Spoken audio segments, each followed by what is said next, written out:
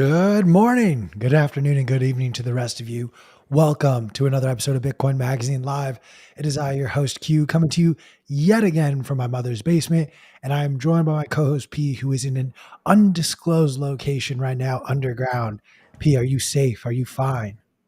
I am safe. I am broadcasting from an undisclosed location, as you said. It's an Atlas missile silo somewhere in the country. They're after me for the truths that I have bestowed upon all of you, and hopefully I'll be able to continue broadcasting through this trying time. This is what you get for telling the truth about insect milk and insect meat. So, Look, the people do not want you to know the protein levels of insect milk. You just got to get in there. You got to milk those little insect teats. Every insect has them. Traditional science tells you that insects don't have mammary tissue. They're not mammals, but they do, and you just got to find it. Yeah, you're speechless. I get it. I get it. Just say insect milk 3 more times, and some government agency that's 3 letters will probably come into your home and we'll never see you again. I digress. Today is the day that you have all been waiting for. Jerome Powell is going to sit and squirm on camera and tell us all why he thinks he knows what he's doing this time around. I'm talking, of course, about the Fed meeting. The minutes will be released in less than an hour now. We will, while we are live, announce what the sort of plan of action by the Fed is. We will have Lawrence Lepard as our guest during that time. So we will be talking to him in real time when the announcement is made. And then we are actually going to end today's stream a little early. And we're going to hop on over to Twitter Spaces, where we will actually be sharing with you guys the press conference from Jerome Powell's own mouth. We have Jerome Powell joining us on Twitter Spaces. We are going to be piping that through on Twitter. We have a panel that's also going to be joining us to discuss what decisions get made. As I kind of clued Chris into, I'm less concerned about what I believe is almost a certain 75 basis point rate hike. And what I'm actually more interested in seeing and hearing is what the vote was to get this 75 basis point hike. Was it unanimous? Was there only like 2 Fed board members who wanted the 100 point? Or was it actually like a very, very close margin to possibly have seen a 100 basis point rate hike? And also what we see the expectations for the September meeting are. So we got a jam-packed day. Today is the day where I think Jerome Powell will get bigger ratings than even Kanye West could possibly get. But let's dive into the most important story. Yeah, it's fucked up. I woke up this morning. I felt a hollowness in my chest, in my stomach, in my loins. And you know why. Look, I'm a SoCal boy, born and bred. It is a staple to eat tacos. And let me tell you, all of you people who are like, yeah, but like I never ate a Choco Taco. You didn't live, my friend. You did not live because you didn't eat a Choco Taco. Like arguably, and I say arguably because we're going to have an argument over this, it is a top 5 taco of all time. I do not hold tacos like just a plain chicken, or even frankly, I don't put carne asada at the top 5. Personally, I'm a fish guy. I also love me good birria. Love. My number 1 will forever always be al pastor. And then you know what? To round out that top 5 for me, it's carnitas and the fucking Choco Taco. Yeah, you got it all wrong. Let me set you straight. I'm going to go reverse order, right? Top 5 tacos. Number 5, baby seal tacos. You just got to club them, roll them up in a taco, rock solid. Number 4, cheetah tacos. Solid taco, little gamey, but still good. Number 3, tiger tacos. Different than cheetah, a little bit more fat in the meat, still good. Number 2, kangaroo tacos. Not even an endangered animal, but still super tasty. They're sort of fun fact. An Kangaroo added meat piquancy is like that you don't get with any other meat. Number 1, please, sir, let me say my piece. Number 1 is, of course, the Choco Taco. You are absolutely correct, Q. On the specifics of how you get there, what the ladder of endangered animals you have to climb to reach the halo of number 1 taco, but it is 1% the Choco Taco. And I am shook. I am angry, upset, and disappointed. Choco Taco is up there for, I was a lifeguard for many, many years, swimmer for also many, many years. And that is a staple of clubhouse desserts and or snacks. It's up there with the Chipwich. And I'm not going to say, on camera, I don't want to dox myself, which one's better, the Choco Taco or the Chipwich. But let's just say Choco Taco might be number one. Like, it's, to be honest, like when you come to, novelty ice cream desserts, no, there's nothing. Dippin' Dots, get the fuck out of here. Get the fuck out of here with your Dippin' Dots bullshit. Chipwich, fine. Like a solid, like Chipwich is like mint chocolate chip ice cream. Like you know what you're gonna get. Sometimes it's a miss, but oh my god. Like I'm not over this. Also, fun fact, I have actually had kangaroo meat before. Kind of rubbery. Just Little dude, gamey. a little dude, I mean in Australia they're just rodents. Like I did the drive from Sydney to Melbourne, and I kid you not, in the way like you'll see raccoons on the road for roadkill, like there were numerous kangaroos that I saw on the road under roadkill. Open water swim, go do yourself a favor and go get a Choco Taco today. Do it. We haven't even said we haven't even said what the actual news is. The Choco Taco is being deprecated. They hate America. They're getting rid of the Choco Taco. Yeah, the woke mob thinks that by Klondike selling something that is labeled a taco, it is appropriating Hispanic Mexican culture. I thought we were celebrating. I thought we were introducing new, very high calorie ways to just destroy our bodies. We will talk about the basis point stuff. This is the stuff that keeps me up at night, guys. Like, all right, fine. We'll be serious. All I'm saying is if you haven't had a Choco Taco, go get one. I kid you not. I literally sent this to my brother because when I did a couple of days in Mammoth back in like March, I got really high one night and I bought $50 worth of Choco Tacos. Like, not an exaggeration. I literally came back with like 6 of these things. I was like, guys, you need to have a Choco Taco right now because I bought too many and I can't eat them all. Is this just a marketing ploy for them to sell more Choco Tacos because they're saying they're going to remove it, but they're not? That's how hard inflation's hitting that Klondike has to come out here with these Klondike. Wait, that's actually a fucking great point. Also, can you hear me? Am I lagging out? Yes. No, you're great. This is the best. This is the best. Oh, the fantastic. FBI has moved off of you and they're coming towards me now, I believe. Look, I'm in a van. I'm in constant motion, and we transitioned the van to a hovercraft, and now I'm out on the lake, and that seems to be working better. I just want to understand. Oh, hit a cue. What are we gonna say? I want to remind everyone we will have Lawrence Lepard on in like less than 5 minutes, roughly. So we will actually have a very serious conversation around the Fed, FOMC stuff. So if this is pissing you off, Connected, Q. It's all connected. The Choco Taco, FOMC meeting, Fed, interest rates. It all just ties together. You just got to see the thread, like an insane person, which I clearly am. Let's move to the story. I feel like we've exhausted the Choco Taco. We have, but everyone should go buy one. So I want to just highlight this. We had Dylan LeClaire over a month ago, as the contagion events were going on in the broader Bitcoin and crypto space, mentioned that this is Bitcoin's Lehman Brothers moment. Most people have no idea what he's talking about literally. In the figurative sense, people are like, oh, 2007, 2008, kind of, okay, maybe. I am telling you, the pressure point is GBTC. We have a report out now that Grayscale lost 61% of its value in Q2. I want to list a few different companies that have an investment in GBTC. We already are aware of Three Arrows Capital's massive leverage buy-in. They have not unwound yet, though they have been ordered by the court to do so. You also have Morgan Stanley Investment Management, ARK Invest, and Horizon Kinetics Asset Management.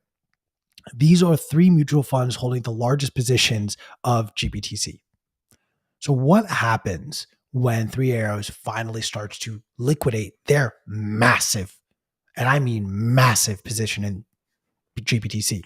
Yeah, I believe it was over 6% of the outstanding shares of GBTC were owned by Three Arrows Capital. And there was a glitch on the Bloomberg terminal that they went from 38 million shares to zero, but then they said it was, I don't know, maybe it's a coincidence, maybe not, but to Q's point, they haven't unwound the position. So they have not liquidated this. They have not liquidated this, and these guys are more concerned about getting their mega yacht set up in Singapore than they are about this. But eventually they will have to. They don't have a choice in this.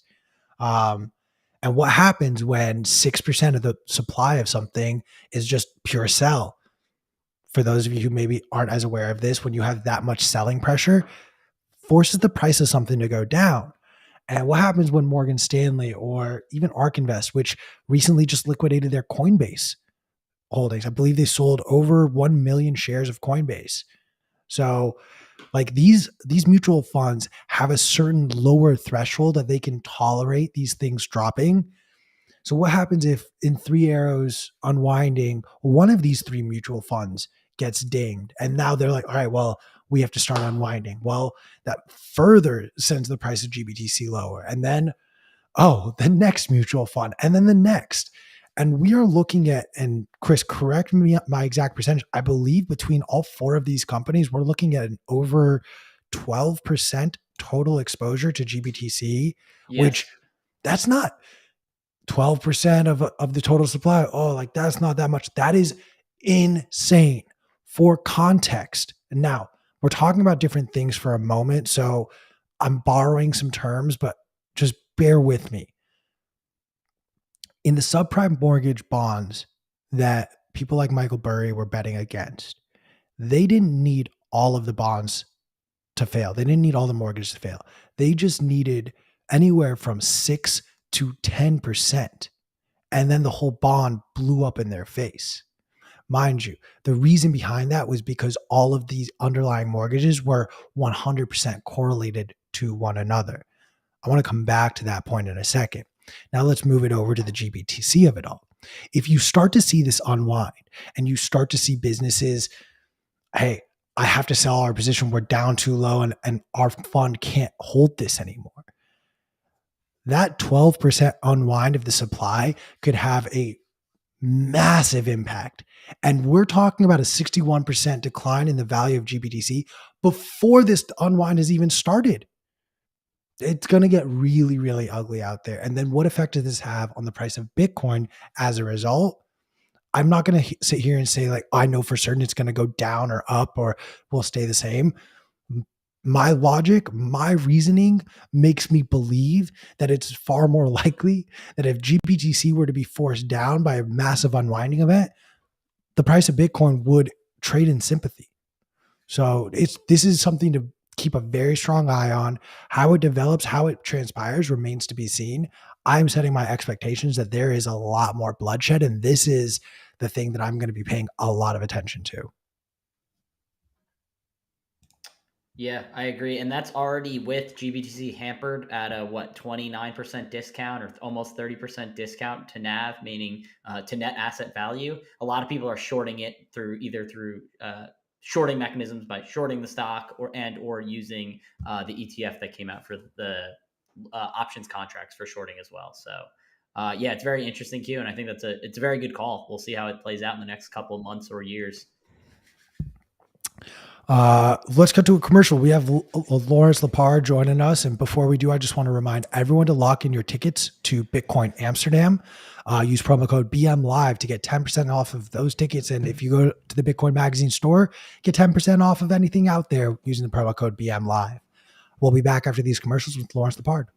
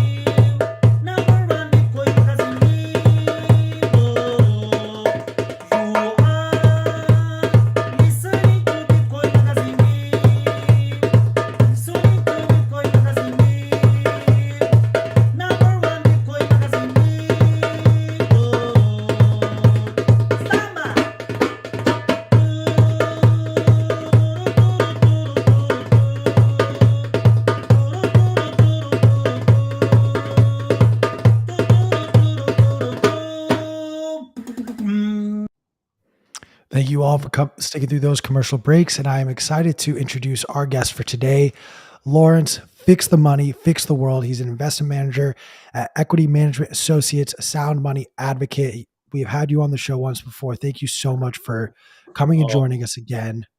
thanks. Welcome. Thanks for having me back. It's nice to be with you. What did I miss when introducing you? I feel like there are Oh, so you many. got it all. There's not much else. uh, I'm the. You forgot the part about where I'm the gold guy who's trying to orange pill gold bugs. and that is how you sort of came into the Yeah. Bitcoin space. I mean, you were pretty much all in on gold.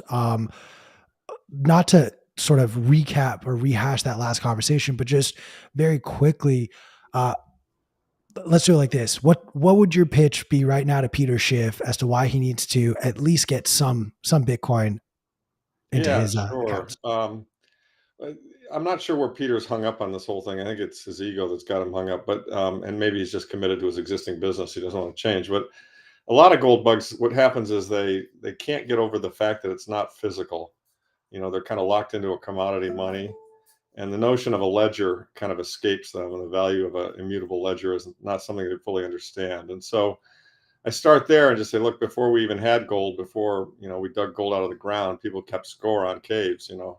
I killed 2 bison, you killed one, you owe me one, blah blah blah. So an immutable ledger that can't be changed, that's accurate and verifiable through thousands of nodes, is in a sense we've created something very very unique, which is the huge invention of Bitcoin, which is we've created digital scarcity, verifiable, secure digital scarcity, and therefore as a result of that, and then capping the amount of these things at 21 million, you've in a sense created a digital form of gold, a digital gold ledger. So they compete with one another, and what Peter's missing is that Bitcoin's enjoying two curves. I mean, gold has got a huge Lindy effect. It's fully distributed. Everybody knows what it is. Been around 5,000 years. That's the advantage it's got, obviously, that you don't have to tell anybody that gold is money. Everyone knows gold is money. Bitcoin is on an adoption curve. I mean, it is sound money, and it's as sound as gold right now. When the next halving occurs, it'll be sounder because the stock to flow will drop. But the issue really becomes, right now, probably a couple 100 million people understand it. There's 7 billion people on the planet, and there are only 21 million coins. And as everyone comes to understand the values of these monetary properties that these coins have, there's going to be an adoption curve. And so with a fixed supply and continually growing demand, you can tell what's going to happen to the price. And so that makes it, and that's why it's outperformed gold since it was introduced. And it's going to continue to outperform gold. Now it's going to be more volatile. And 80-year-olds shouldn't be putting 100% of their money in Bitcoin, because 80-year-olds don't like having 50% drawdowns. But everybody should own some Bitcoin. I always say that the only wrong answer is zero. If you've got a 1, a 2, a 5, a 10, I mean, I have a pretty high allocation to it because I'm risk prone, or I'm very comfortable with the risk. But you need to own some of it. So and I'm not quite sure why Peter can't get over it. I mean, it's funny, his son gets it, right? Do you At think? this point, it just feels like a bit. Yeah, I mean, it feels like it's part of his brand, right? Like That might be right. Yeah. Yeah, he has to maintain this frame, even though, I mean, I suspect, separate from his son, that he is actively invested in Bitcoin, but his entire enterprise is based on the idea that, he's painted himself into a corner. And I think that there's Maybe no I'm way not, he I'm can. not so sure of that though. I've met him and I know him pretty well. I read him as a pretty arrogant guy, and so I think he might believe his own bullshit. He's so deep in the lie that he doesn't know what's Yeah, fact or fiction. yeah. And I found that kind of universal in trying to orange pill people. The people who are the most arrogant seem to be the slowest to get it. You kind of have to be open minded to it as a possibility, and the more humble you are, the more likely you are to understand that, oh yeah, things are changing, and this is a difference, and it's got value, and therefore I understand it. A lot of people, some people are just plain afraid of it, and I get that too. I mean, look, when Dogecoin and all the other shit coins were doing all that stuff, you basically had every sound money guy in the world going, how can a digital asset be sound money? Look at this crap. And they're right. I mean, it's the shit coins. It really annoys me the way the shit coins have cast a poor light on the one thing that really is a true technical innovation and is not a shit coin. And so it's, to me, there's Bitcoin, and then there's all of the crypto, and all the crypto is, kind of a speculative mania. Bitcoin is actually, real signal and a real technical development that's going to be extremely important, in my opinion. So, I'd love to, get your thoughts on what is strangely become the most looked forward, most anticipated Fed meeting in my lifetime, possibly in your lifetime. Chris will send us an update in about just over 30 minutes when the minutes are released and we actually see the official call on what the rate hike is going to be. I don't want to spend time speculating. I'd rather just get your thoughts on how the Fed has been handling, the economy for some time and what your expectations are on how you're preparing for the immediate and near-term future. I would say the next sure. 18 months. Yeah, good questions. I mean, look, the Fed's an unmitigated disaster, right? I mean, it's a money cartel. Their only job really is to look after their owners, which are the banks and Wall Streeters, and they run this boom bust cycle, and they I mean, it's unclear. I mean, we know what they do, and it's unclear what their motives are. I mean, some say they know exactly what they're doing and they're quite evil. Others say they're stupid, and they don't really know what they're doing. I'm between those two camps somewhere. I think there's a certain element of stupidity. I mean, Jay Powell's a lawyer. I don't think he really understands or has studied economics or markets. So I think he's kind of coming at this with a very simplistic point of view. But having said that, he also is a political animal, and he's doing what he has to do in light of the circumstances. And so, he thinks he can do it. He can become another Paul Volcker, which is ridiculous. He can't. And so, as I've said in the past, what I see him doing is they're kind of driving this clown car between the two guardrails. I mean, when you've got a credit expansion similar to the one we just had, when you had as much easy money as we just had, I mean, zero interest rate policy from 2009 to 2015 or 16 was just an enormous crime and led to enormous misallocation of resources and created what we now all call the everything bubble, and the everything bubble has burst. And so, you can't really put the genie back in the bottle. When a bubble bursts, it's going to collapse all the way to the base. And and by the way, what they're doing right now is helping speed up that collapse. So, I'm not sure, again, if it's stupidity or it's intention. I mean, one could argue that their intention is to speed it up, have everything collapse, then reset with a CBDC, or, rich people get buy all the assets for 10 cents on the dollar. I'm not quite sure. But the point is that, if they continue the policy, they're going to continue. The stock market's going to implode. And I actually think the stock market's going to probably implode either way. I think one thing that everyone's missing is that, you can't have a bubble of the proportions that we had, which I don't think anyone would disagree that we were in a bubble, and everything bubble based on free money. And then you can't break that bubble, which was clearly broken, right? There's no going back. Crypto is the leading edge. You could see all that implode, but it's flowing through to everything now, including, small countries like Sri Lanka, not small, but, periphery countries like Sri Lanka. And, when a bubble bursts, you're going to go from massively overvalued to fair valued or undervalued. I mean, in the case of the '08 bubble or the 2000 bubble, the stock S&P went down 50% in both cases. Right now, the S&P is down roughly between 15 and 20%. It needs to go a lot lower, and it's going to go a lot lower probably soon.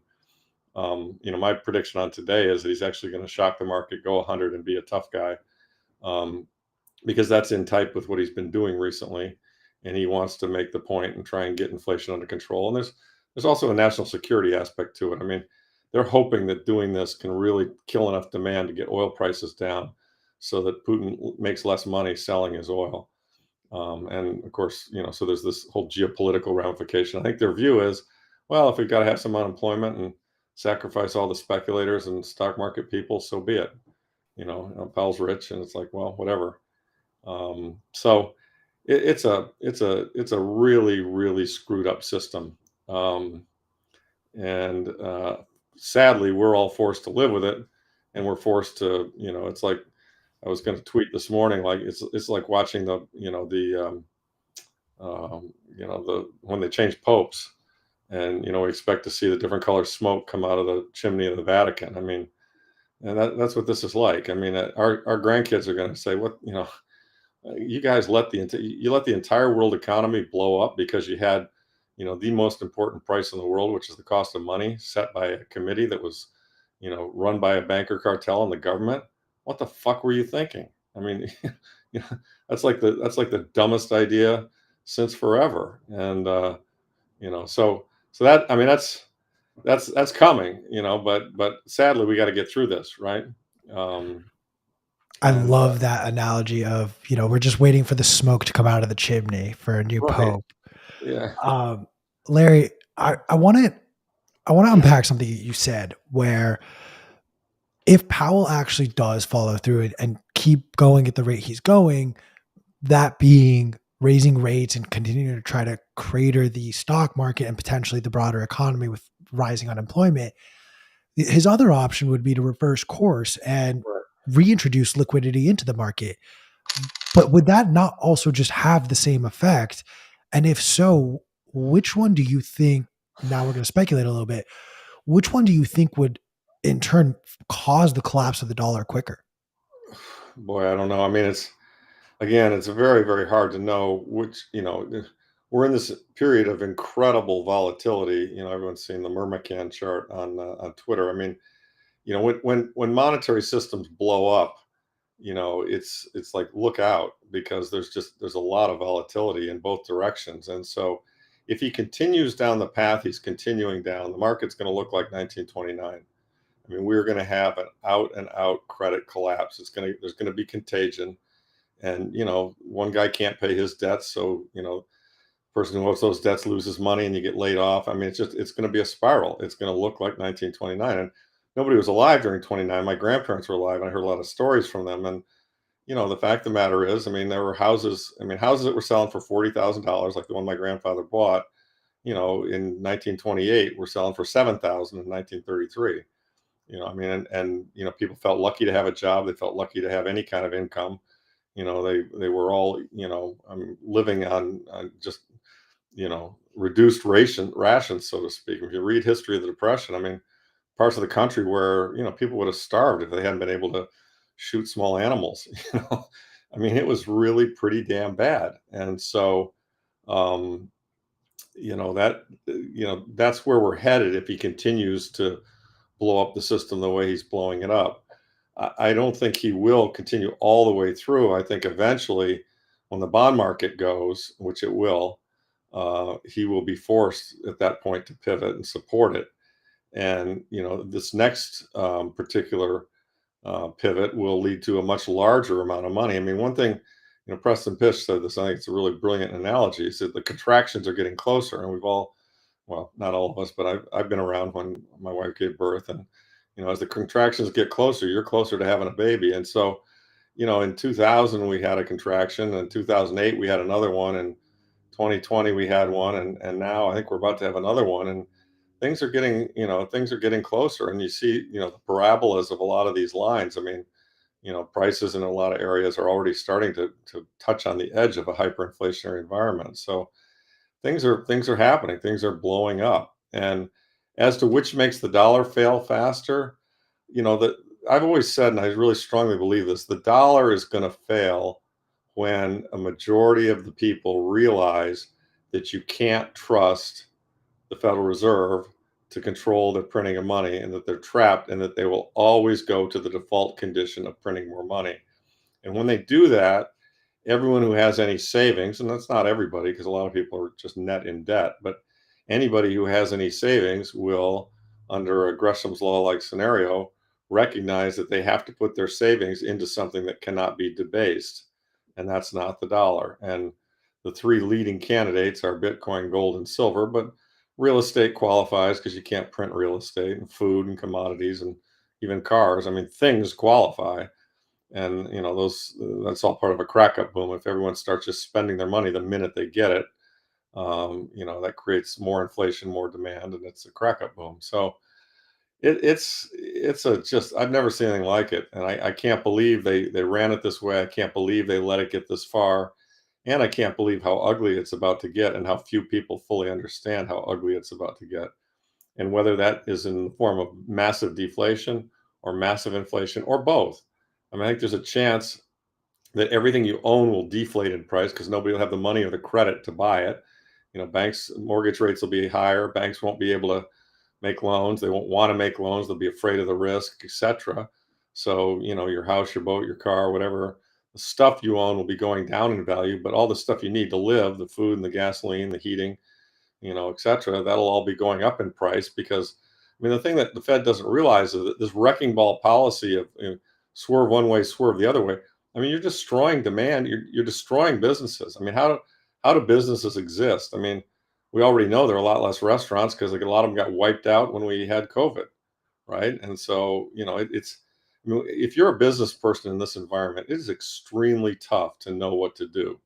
I mean, home builders 6 months ago couldn't get workers, couldn't get lumber, couldn't get anything. We were having a hard time getting houses built, and they didn't know whether they should start the next project. Recently there was a big Twitter thread that showed that they're all like, "Hey, who turned out the lights?" We got no demand. We got plenty of workers. We got all kinds of, it's very simple what happened, right? 30-year mortgages went from 3% to 6%, almost 6%. So it's just an incredibly effed up system, incredibly effed up. And so as investors and participants and so on, I mean, what we've got to do is, you've got to make sure you got a job that you think is going to be around, even in a downturn. So the more essential your job is, the better off you are. And then you got to make sure that you're not levered because especially with respect to sound assets, because if you've got hard assets, but you're levered and they go against you, you can get carried out. I've seen that happen. I mean, all the people who are following the Plan B nonsense, they levered up their Bitcoin thinking it was going to 150, and they got blown out. That's really sad, right? I mean, it's so, which makes the dollar fail faster? I don't know. And one thing is for sure. I mean, I did something with Brent. I'm forgetting his last name, but I did something with Brent, San Diego Capital, Brent Johnson yesterday, and how fast this thing fails, I don't know. I mean, it should have failed years ago. I can't imagine they're going to keep it alive for more than a few more years, but they've got a lot of tricks up their sleeve, and they'll try and use them. I mean, I've seen they'll do whatever they can. I mean, they've got a lot of privilege, they've got a big system, and they've got a lot of wealth tied up in it, and so they're going to do everything they can to try and tilt the table in their favor. I mean, Roosevelt did it with confiscating gold, and they'll do similar things. I mean, I can see bad stuff coming as times get worse. But I also know that, if we hodl sound assets, on the other side of all this, these sound assets, I think will be the things, I think we'll be very glad we did it. And we've got the best chance of getting through this with our wealth intact or possibly even really growing your wealth. I mean, if you actually look at the Depression, there were a lot of great fortunes made out of the Depression. I mean, if you had, if you had cash or you had the ability to buy assets cheap, there were people who got rich, and the same will happen this time. But it's going to be tough. There's no doubt about that. There are a few different directions we can go from here, but Sure. I would love if you could actually, for like I've spent negative amount of time understanding bonds. I'm more of an equity guy. I Right. understand the importance of them. So when you said earlier about how the bond market may force Powell's hand, what are you looking for in the bond market? Is there a certain level you want to see yields get to or are expecting to before Powell pivots, or what does that statement Great mean? question, and it's really important. I don't think enough people focus on the bond market. Greg Foss talks about this a lot. I mean, bonds are actually more important in some ways than the equities. They're smarter and they lead it. So here's the deal. I mean, the 10-year is in the 2.95 or 3% area when inflation's last print was 9.1. So that's an enormously terrible deal to own a 10-year bond, right? And one could argue the 9.1's understated, but whatever. The bonds suck, and yet there's a certain category, a certain number, or certain investors out there need to buy bonds. Insurance companies, others need to buy bonds, and of course they do. But as it becomes more and more apparent that buying a bond is a bad deal, that you're going to get repaid the principal because the government can always print the money to pay you back the principal. But the question is, what's that money going to buy? And so, as that becomes more and more obvious, I believe the Fed will actually, quote unquote, lose the bond market. And by the way, they kind of did in March of 2020, when we had the COVID crisis and before Powell came in with his Draghi-like imitation where he said, we're going to do whatever it takes to keep the economy and the system going, the bond market went no bid for a while. And they even commented on the Fed minutes. It said, there were, concerns that there were no bidders for the bonds. And there was really effectively no market. Well, guess what? I mean, the U.S. government needs to have the bond market function. Without the bond market functioning, the U.S. government can't, it doesn't exist, and no one will get paid, and no money can be printed, none of it. The whole thing collapses. I mean, this kind of is the 2008, where they said the ATMs won't work if we don't keep the markets stable. And so, what could eventually happen, I believe will eventually happen, it goes back to what I said earlier about Gresham's law. Enough people come to see that, these bonds are a bad deal. I'm not buying them anymore. And you've already seen that. The foreigners were net buyers of bonds all the way up to 2014, and that shifted at the end of 2014. And so now the foreigners have not been net buyers of bonds. In fact, they're net sellers. Russia's taken theirs down, in Japan, because they're having their own troubles, they're having to sell them.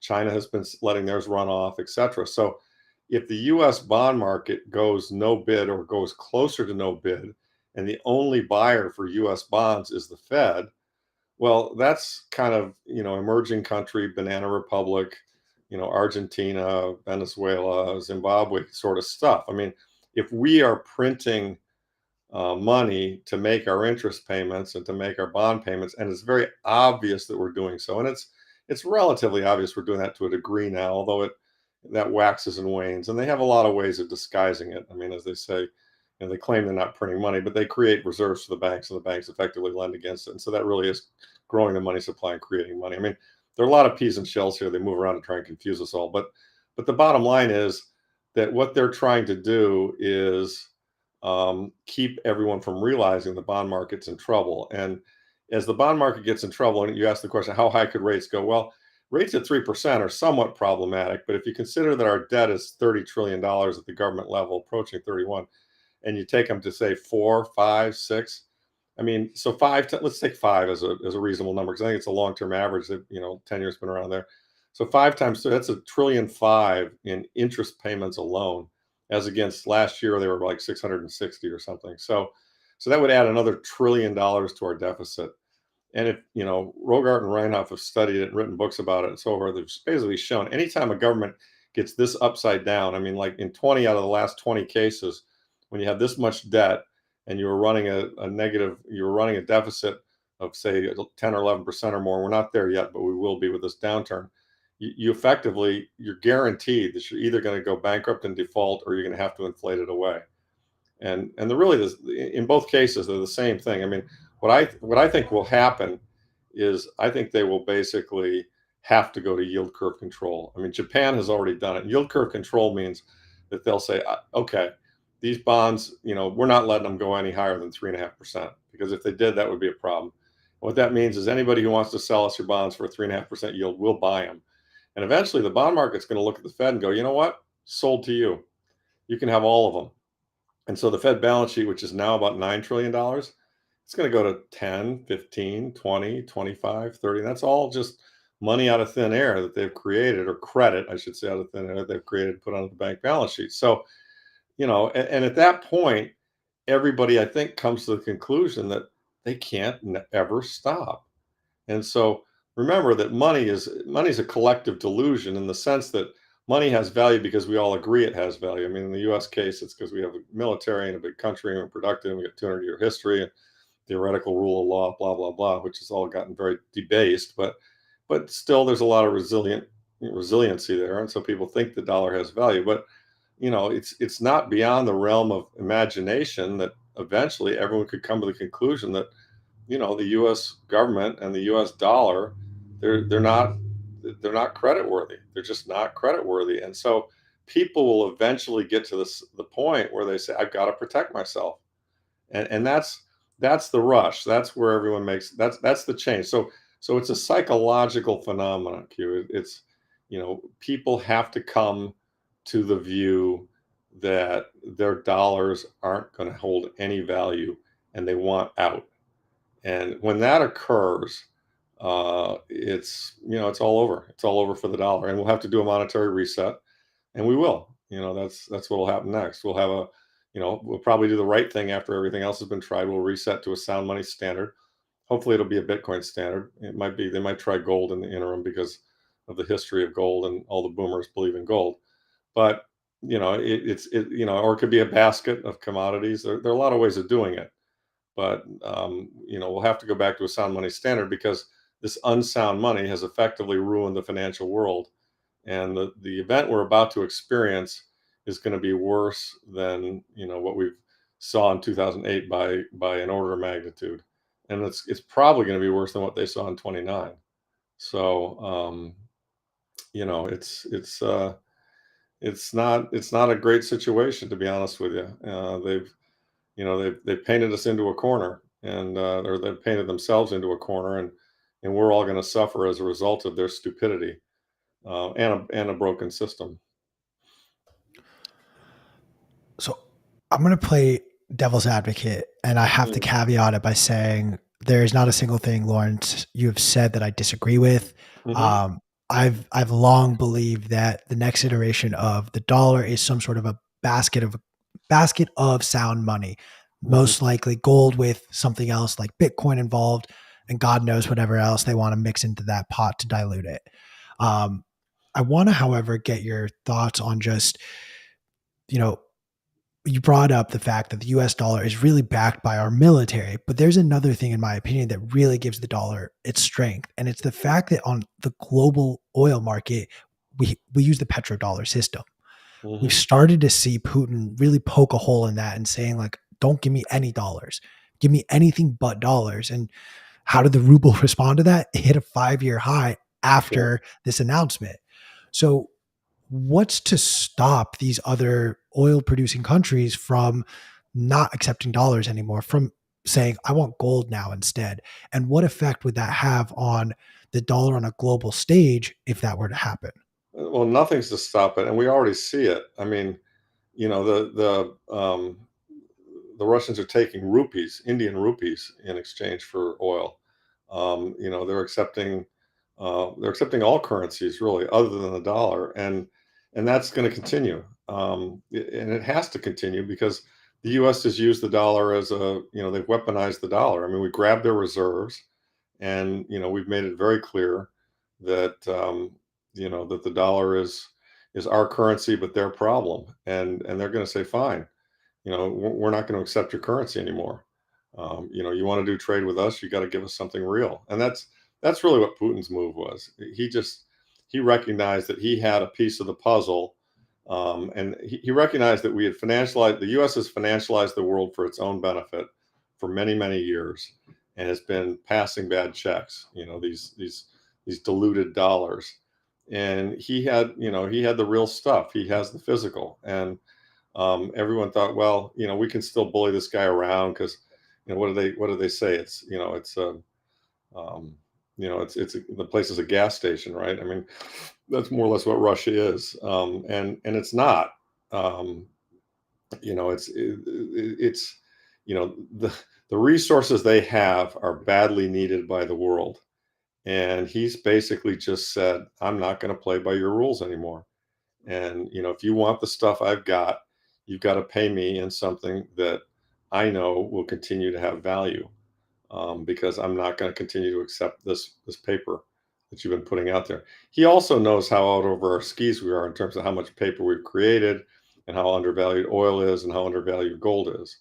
And so he's got both of those. His country produces gold. His country produces a ton of oil. His country produces a ton of natural gas. And so he's just said, I'm not playing by your rules anymore. And everyone, I mean, America, being arrogant, thought, oh, that's no problem. I mean, he'll fall quickly. I mean, I remember the Wall Street. I talked to some guys on Wall Street, and they're like, oh yeah, no, they're grabbing all those yachts so that the oligarchs will just overthrow him. Well, he's got great security.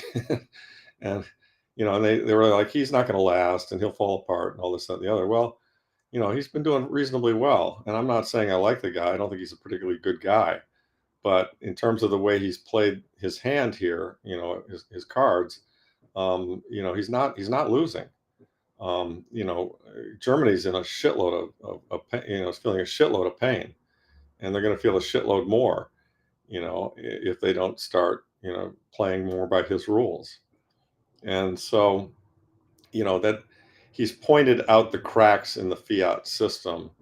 And as a result of that, um, he's going to change the way business is done, and he's already changed it. It's going to change more.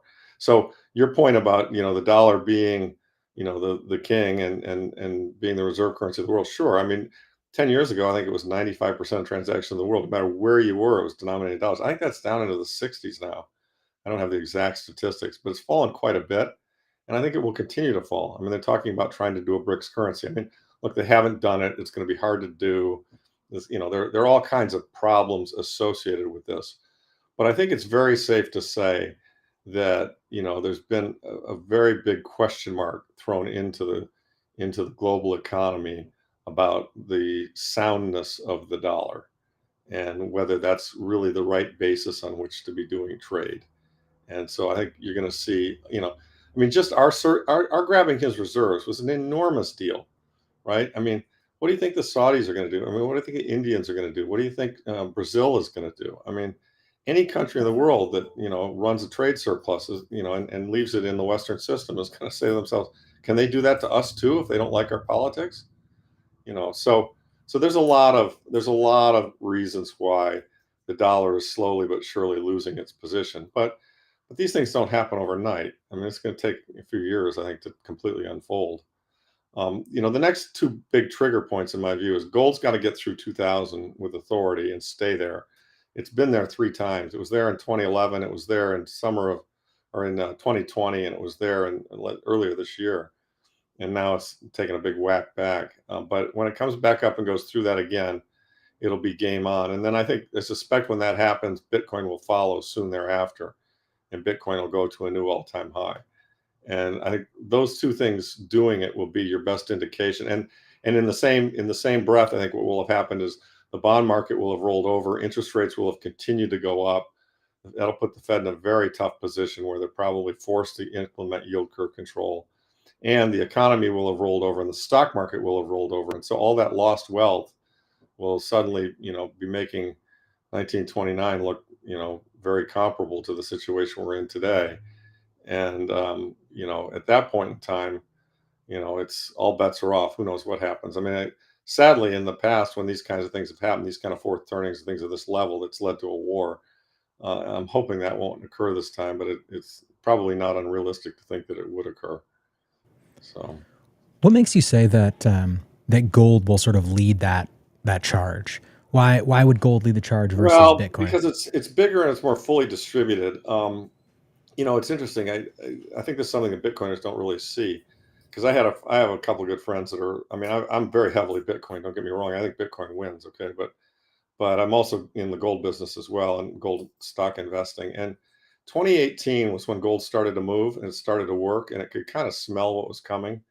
And so my fund had a really good year in 2019 when we were up 97% or something, and then in 2020 we were up 120%. But but throughout that whole time frame, if you go look at the chart of the price of Bitcoin from in 2019 and 2020, it was kind of stuck between 5 and 10. It just kind of bounced around back and forth, back and forth. And then, as you recall, in late 2020, it really took off like a bat out of hell, and it went from 5 or 10 up to 50 quickly. But at that point in time, gold had already made its move, and gold kind of stalled out at 2050. So my point is, I think, and this is true, I've observed this having been an investor in gold market for 20 years. Gold can look around. The gold smells what's coming, and it looks around the corner even before something happens. If the price of gold is going up, something's going to happen. And so it just tends to be more fully distributed, and it tends to kind of be a good leading indicator of what's going on. And if the price of gold is going up, there's trouble somewhere coming. It's almost a guarantee. And so, and what I think is with the Bitcoin case, it came after the fact. So, gold worked for 2 years. It went from 1365 into the 1900s and then 2000 in 2019 and 2020. Bitcoin was stuck for all of 2019 and the first 3 quarters of 2020, and then it exploded to the upside. So I just, based on market patterns and the way things have happened in the past, I tend to think that gold is going to lead this next upturn in the sound money category. And it's going to, people in the Bitcoin community are going to go, hey, what the hell's going on? Gold's working and our thing's not. And then eventually gold's going to start to slow down, and Bitcoin's going to come in, it's just going to blow it away. And, so in my view, in this next leg up, gold will probably go up to 2,500 to 3,000, and Bitcoin is probably going to go to 200,000. But I don't think Bitcoin's going to do the 200. I think Bitcoin's going to find a level around 30 or 40 sometime in the next year or two, and bounce around in there for a while as gold continues to march. And then at some point, Bitcoin's going to go from 40 to 200, just the way it went from 10 to 50. Because that's the pattern it seems to follow. Basically, it'll trade sideways for quite some time, and then suddenly, everybody realizes what it is, and it just takes off like crazy. And there's a fixed supply, right? That's the bottom line. There's a fixed supply. So that's kind of how I see it. Interesting. I just want to, sorry to cut you off, Pete. I want to remind everyone, I see a lot of people asking in the chats, we are 5 minutes away from the Fed minutes being released, and then we will get the official word on what these rate hikes are. Please, if you are not already, feel free to subscribe. Press the subscribe button down below. Lawrence, I want to pose, unless you have more thoughts on the gold of it all, I wanted to pose a question now just about the possibility, again, playing devil's advocate here, not my personal belief, but the possibility that somehow the Fed actually gets this right, that, a broken clock is right twice a day, and somehow Jerome Powell got it right. And in my opinion, I kind of think the scenario they need to get it right is actually a world war. Like, we need to enter a full blown war to ramp up all of our production capabilities and in turn revitalize the economy. No different in the same way that we kind of got out of the Great Depression by getting so heavily involved in World War II. Do you think that's a legitimate thing that's being discussed? Well, I don't think I wouldn't call that getting it right. I think that, but I do think a war is a possibility. I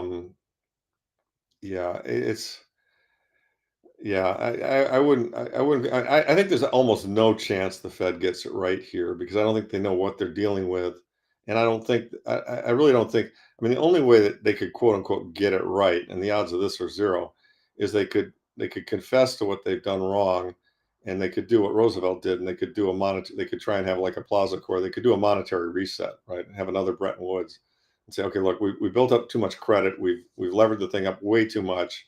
The money's unsound. We all know it. It's all going to fall to shit. Here's what we're going to do. We're going to have, 5 old dollars equals 2 new dollars. And the new dollar is going to be backed by a basket of gold and Bitcoin and oil, or whatever. We're going to create a sound money standard on a go forward basis. And we're going to migrate to that.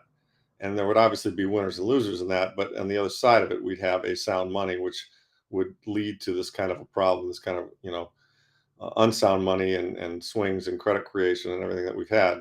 It wouldn't occur again. And so that's the correct solution. The odds that they choose that, I mean, they're zero. They're gonna run the thing into the ditch, one way or the other, either through hyperinflation, depression, or probably some combination of both. And then perhaps, we have a war to get us out of it, or to end it with finality. Who the hell knows? I think war is a little harder. I mean, there are psychopaths in the world, and there's no doubt that, in a centralized world, psychopaths can do a lot of damage. I mean, take Mao or Hitler or Stalin or anything else. I mean, I think we've evolved beyond that a little bit, and in the sense that now that we have nuclear weapons, and even psychopaths don't want to blow each other up, or end the world as we know it. So I tend to think that, and we all need each other in terms of supply lines and so on and so forth. I mean, we couldn't really even have a war with China right now, because half the stuff we'd need to fight it, they produce. So, and I think the Pentagon knows that. And in turn, I think, they know that they've got one hell of a social problem. If they don't, I mean, they've given their people a big, I've been to China many times, and they've given their people an enormous increase in living standards over the past 20 or 30 years, that those people are really appreciative of and enjoy. And if suddenly that starts to go away, they're not going to be happy campers either. And the Communist Party is not going to have as much power as it had. I mean, the thing we're seeing going on, in my view, is we're going from centralized systems to decentralized systems. I mean, that's, we reached peak centralization in the 20th century, right? World War II was the culmination of, we can kill 50 million people in 5 years. Wow, aren't we great? And since then, everything is we've seen the diseconomies of centralization. I mean, centralization was great when Henry Ford figured out if I put people in a line, have them do the same thing over and over again, I can produce a ton of cars very cheaply, right? So, centralization is bad when it gets so big, so sclerotic, so political that and so available to abuse that you can get a guy like a Hitler who can get control of a big industrial economy and decide to start killing people en masse. And so, fortunately, we've got these two decentralizing trends, which I think are going to save the world. The first is the internet, and the second is Bitcoin. The internet's going to save the world because it's made Joe Rogan more powerful than network news, and the entire, you know, um, the entire mainstream media, and it's allowed us all to share information. And then Bitcoin is important because it's sound money that the government can't fuck with. And gold was sound money that the government theoretically couldn't fuck with, but because it was centralized and kept in vaults, and because they created paper gold, they learned how to fuck with it pretty well. Because if gold were priced today the way it was priced in 1971, it would be $80,000 an ounce, and it's two. So they've done a pretty good job of suppressing the gold price in order to keep their fiat system going. And by the way, they're going to try the same thing in Bitcoin. I mean, there's a futures market developing in Bitcoin. There's no doubt that there are projects within all of the governments that are in the fiat business to figure out how to grab and participate as much as possible in that futures market to discourage people from buying Bitcoin. So it's tricky. It's tricky, but I think the thing that the people who run the system have is they've got a lot of the power, they got all the levers, they got a lot of money, and they're going to cheat. But the thing that we have is we've got truth on our side, and there are a lot more of us than there are of them. And the pitchforks are going to come out. I mean, when things get pretty tough, I wouldn't want to be them. I'd much rather be us. So, Oh, it's I think there is a good resolution to this problem, but that's not to suggest that it's just going to be a walk in the park for the next 5 or 10 years as we solve it. I think it's going to be pretty fucking brutal. Um, Absolutely. to be I think honest with you, sorry to interrupt you guys. I want to make this as timely as possible. It is now made official that the Fed is Yeah, going to raise rates 75 basis points. yeah, I just So saw this that. is in line with the market expectations. Um, I'm keeping an eye on just the broader indices, and it's been a green day. And my expectation, quite frankly, going into today was, so long as the market is not shocked, it will respond positively. And then tomorrow, when everyone wakes up and realizes what a 75 basis point rate hike actually means, I expect more blood in the streets tomorrow. So, uh, Lawrence, earlier you mentioned a possibility of a 100 basis point rate hike. I was kind of hoping for that, quite frankly. Um, where do you think? What are your initial thoughts hearing that it's now Yeah, officially? I'm surprised. I thought he was gonna go 100 as well, but you just don't know. I mean, these guys, you know, and what will actually matter more too is the press conference. So that's going to come out in half an hour. We're going to get a little bit more color on what he's thinking. I mean, if he says they become data dependent, he might as well have said they're going to taper very soon. In which case, everything's going to rip to the upside. interesting. Gold, silver, Bitcoin, the market, you name it. We'll see. I mean, the thing that's so tricky about this whole problem and this whole issue is it's all iterative. I mean, they, just like we do, they watch the markets, and if they don't get the reaction they want out of all of these different statements and moves, then they send guys out a day later to start making statements, that Exactly. are either hawkish or dovish to try and, they're trying to manage the markets too. I mean, It's you all a know, narrative game. yeah, to your point about can they stick the landing? I mean, yeah, I mean, look, it's theoretically possible that they can continue to kick the can down the road. I mean, I thought it was all over in 2008. So I mean, they've done a lot of can kicking, and they'll probably do some more can kicking. I mean, we know they're going to try. But with every kick and every problem that gets slightly larger, and as the credit gets bigger and bigger. I mean, look, we started off back in 2000 with a Fed balance sheet of $800 billion, and now it's 9 trillion. And the next big mistake or blow up they're going to have. I mean, when something occurs here, the market falls a lot, or Japan goes tits up, or something else. I mean, there's a possibility we're going to start buying Japanese government bonds to prevent Japan from failing. So, the 9 trillion is going to become 13, and then the 13 is going to become 20, and eventually it's going to be $100 trillion, and gasoline's going to be $15 a gallon, not five.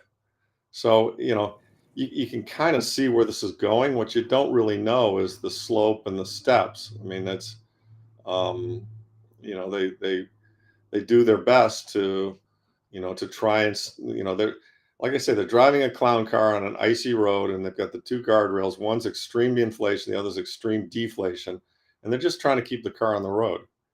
And so they'll jawbone and do whatever they have. If it looks too deflationary, they'll have a Plaza Accord, or they'll do a Shanghai Accord like they did in 2016 when oil was $30 and U.S. shale was going to go under. Wait, what was that specifically? What was the accord? Well, the Plaza Accord goes back even further, but the one that's really more relevant is the Shanghai Accord in 2016. I mean, in 2016, they had serious deflation. Gold was down, everything was down, and it was really a deflationary time, and they knew it. And they realized that if they didn't get some inflation going, get the animal spirits going, that the whole entire U.S. shale industry was going to fail. And so they basically went out and said, we got to weaken the dollar, and they took all kinds of actions in the FX markets to do so collectively. And that's the thing. The thing that we don't see and we don't know is and they have a lot of tools, and they have a lot of offshore accounts, and they have all the big banks to do their bidding for them. And so, they basically will take steps as necessary to try and influence the markets if they think they've gone too far one way or too far the other way. And so, we can count on that. I want to read a couple more statements coming out of the minutes. And just a reminder, Powell has not yet started his press conference. That will be at 11:30 Pacific, 2:30 Eastern time. Setting up for September meetings that further interest rate hikes will be needed as inflation still runs high. The quote is, they anticipate that ongoing increases in the target range will be appropriate. So it looks like these rate hikes are not going to be slowing down. There were some expectations. I know yesterday we had a conversation with Ansel Linder about the possibility that they may just pause rate hikes. They may not increase, they may not decrease. From the sounds of this, from their own minutes, it looks like we're going to see another rate hike. We don't need to speculate on that, but I want to just get your sense of what these repeated rate hikes could mean. I mean, the last time they really tried to do anything like this was 2018. And the president at the time threw a little bit of a hissy fit, and they reversed course very quickly. So Right. what do you think is going to happen? We're leading up to midterm elections. September, you're 2 months out from said midterm elections. So do you think there's going to be any influence by the president or just Congress in general to see any changes by the Fed stance? Yeah. So yeah, they are political. I believe that, and I do think that there's a chance that they're going to feel pressure to do something before the election, to pivot or to go the other direction. And yeah, they say, they have to say they're going to do more rate hikes because the inflation problem really hasn't been fully addressed. Whether that really means they will do more rate hikes or not, who knows? As we've seen, they can change pretty quickly on a dime. So, one of the things you alluded to is that something could break here. And, that to me is the interesting question. Is something going to break? I mean, you're already kind of seeing things break. I mean, the Italian yields have blown out. The ECB had to have an emergency meeting to deal with that. Japan has had to spend huge amounts of money to, do QE to keep their bonds in a fixed place. They want to have their 10-year at 25 basis points, which is ridiculous. I mean, the ECB just raised rates from minus rates to zero, which is nuts. And they committed that they're going to do unlimited QE as necessary. I mean, there's really no slowing down worldwide in the printing of money. It's just different countries take different leads at different points in time. I mean, right now, in theory, the Fed is starting to have their balance sheet run off. We'll see. There's a delay in the closing of the mortgages, so it hasn't started to fully show up yet. But in turn, the ECB and Japan are printing like crazy. So there's always, and the euro dollar market's a huge market. So there's always more money coming into the system to keep the system alive. So it's extremely hard to see, what they're going to do next. It's just, in fact, it's impossible. And that's what makes it so hard for business people and others to efficiently allocate capital and do the right thing. I mean, we live in this, this matrix, which is a hall of mirrors created by them.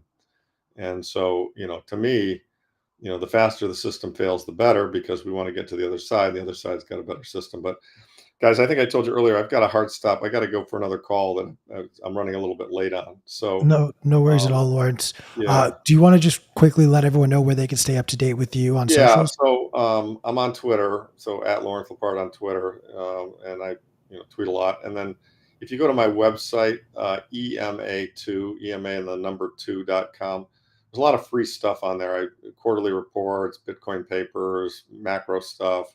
It's all just free. It's I run a fund that invests in sound money things. So if you want to see what's going on, in the fund or our views on things, you can go to the website and check it out there. So, all right. Thank you so much for joining us. Okay. This has been an thanks, amazing guys. conversation. Really enjoyed it. I'm sorry I couldn't stay longer, but got it. We're going to ping you to have you come back, but thank you and keep doing all that you do, man. Thank you. Take care. We'll see you. Bye-bye. Adios. So guys, just as a quick reminder, we are going to hop over to Twitter Spaces shortly in about 20 minutes, right at the same time that the FOMC meeting, the press conference starts. We will be piping through the audio from the press conference. If you want to see Powell squirm, I'll try to figure out, maybe we can pin something, but we have a fun little panel set up as well that we're going to discuss in real time what Powell's talking about. This is...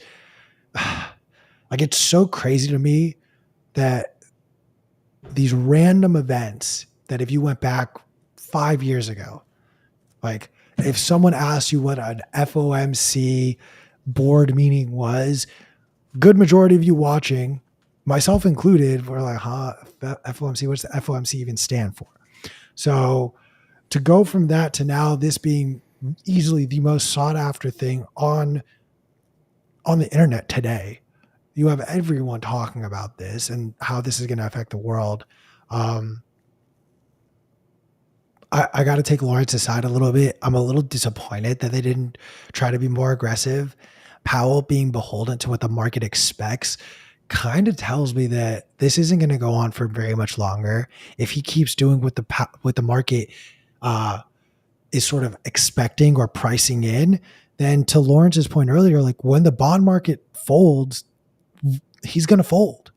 So I don't know I think isn't that a given anyway, though? I mean, the Fed, he's got I know I say this all the fucking time, but he is beholden to his incentives, as are we all, right? His job is to keep the U.S., to keep the music playing as long as possible. And so, I mean, it's crazy, as Lawrence was saying, like, it's crazy the amount of like forecasting, and then like we're seeing how the market reacts to the forecasting and then reacting to the reaction.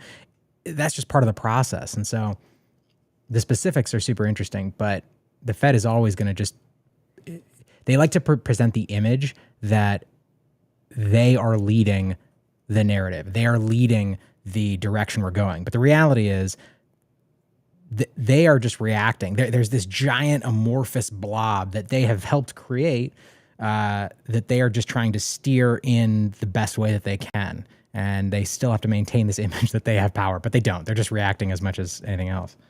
You're not wrong. And before I address that, I want to remind everyone on all the channels, thank you so much for joining us. If you're not subscribed, wherever you're watching, please make sure you subscribe to our channel on YouTube, on Rumble, Twitch, Twitter. Those are the only... Well, you can't really. Well, you should be following P, myself, and Chris, absolutely. And Video Bitcoin and Bitcoin Magazine. And then also unfollow CK Snark so that P and I can win the bet. We're going to win this bet. There's something that I think is really, really important. And it's the fact that, these forward-looking expectations, the way the market has started to price in certain things, like the expectation of what the rate hikes will be, what will bond yields be on the futures markets. None of these trading vehicles, if you will, were around when Volcker was making his rate hikes.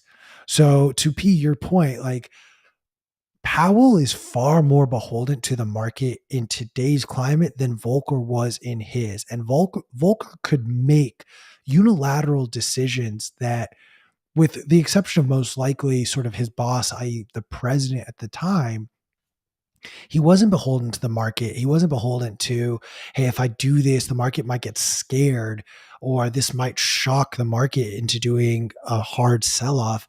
It didn't matter because these forward-looking forecasting models didn't exist in his time. I just think, and I've had this conversation with numerous people, that if all Powell wants to do is give the market what it expects, why the fuck do we need the Fed?